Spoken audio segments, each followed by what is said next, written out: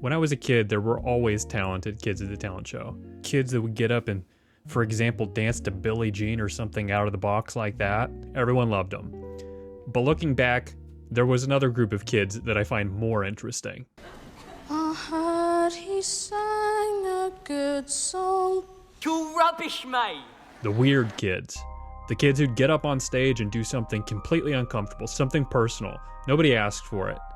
They weren't trying to impress anyone. They were trying to get something out of themselves. They were demanding to be seen. And I think a lot of artists start there. Do you put on plays here? Well, this is a theater. Well, say I thought of a play. You written a play? I never.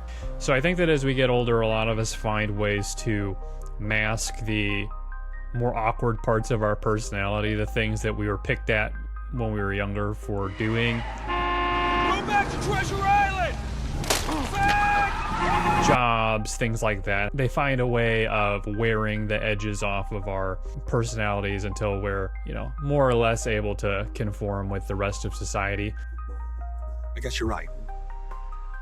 I'm not really a pirate. I think for people that were very outcast when they were younger, they find it much harder. They have to have an incredible talent or bury themselves into work or things like that. But if you spend any length of time around people like that, they slip up in ways. Their true personality finds a way of presenting itself. Nothing to do but frown. Rainy days and Mondays always get me down.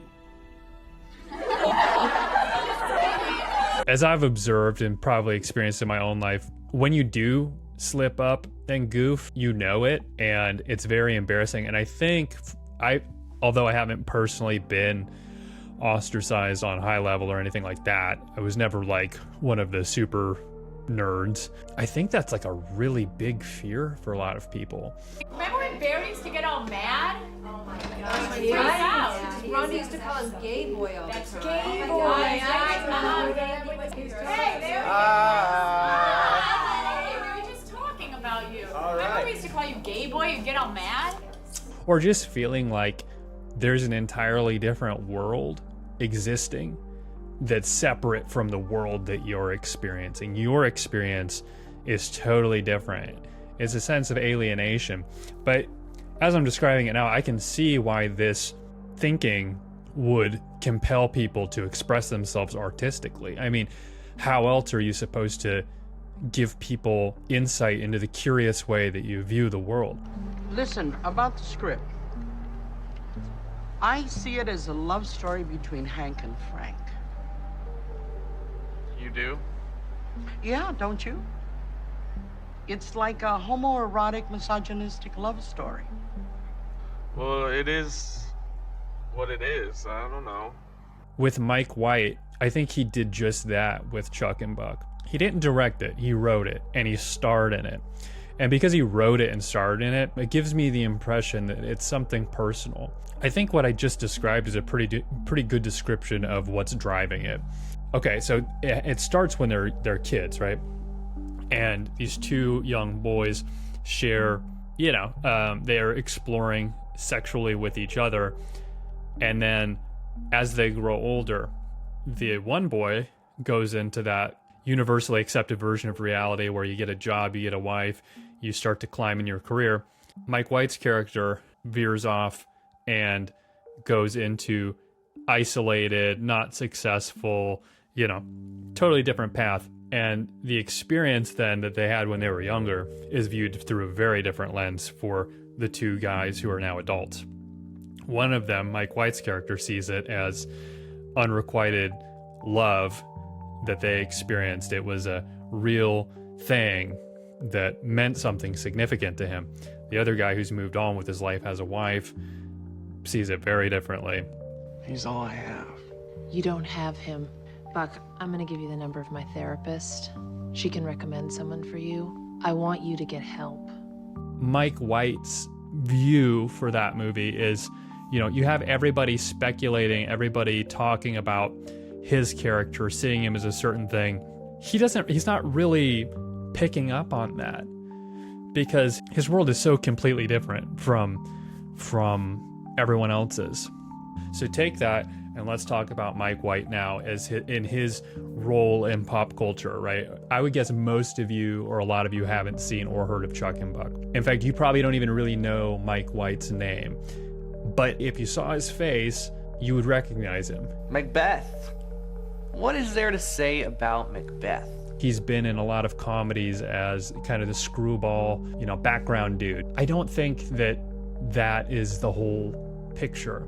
You go through the process of dying is also it's about loss. You lose things along the way. I mean, especially when you're young and healthy, you look at that and be like, oh my God, this is like so depressing, because you see people lose their hearing, their ability to like control their bowels, all these things that are some sort of humiliation. Maybe that's a part of letting go of this life. It's like getting used to the idea of losing someone. You can run from those bad feelings, but they'll find you.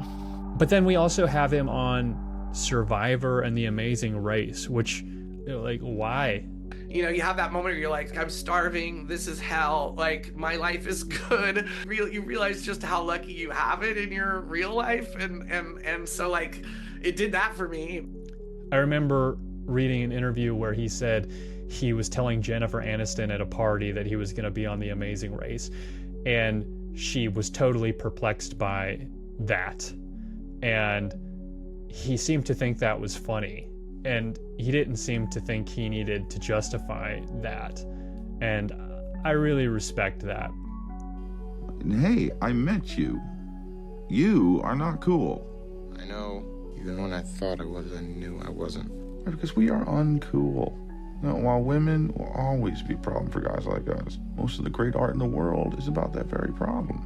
Good-looking people, they got no spine. At the outset of this, I described the talent show kid who goes up and sings a song nobody wants to hear, or maybe they're flat when they sing it.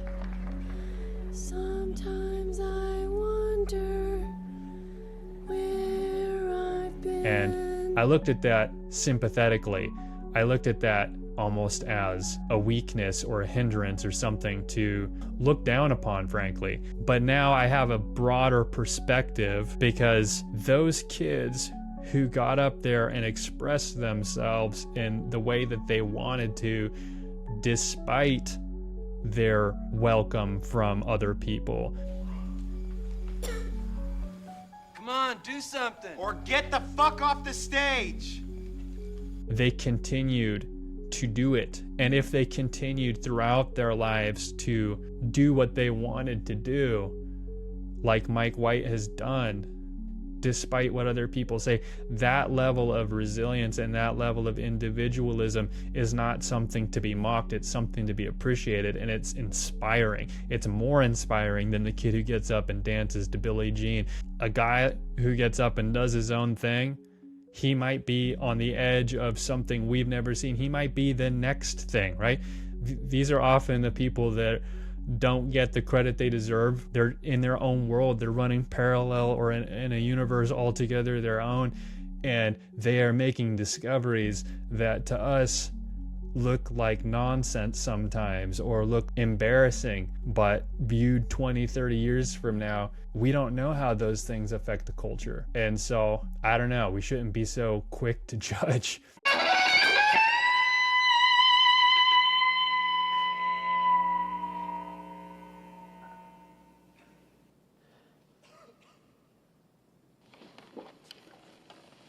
I guess you guys aren't ready for that yet.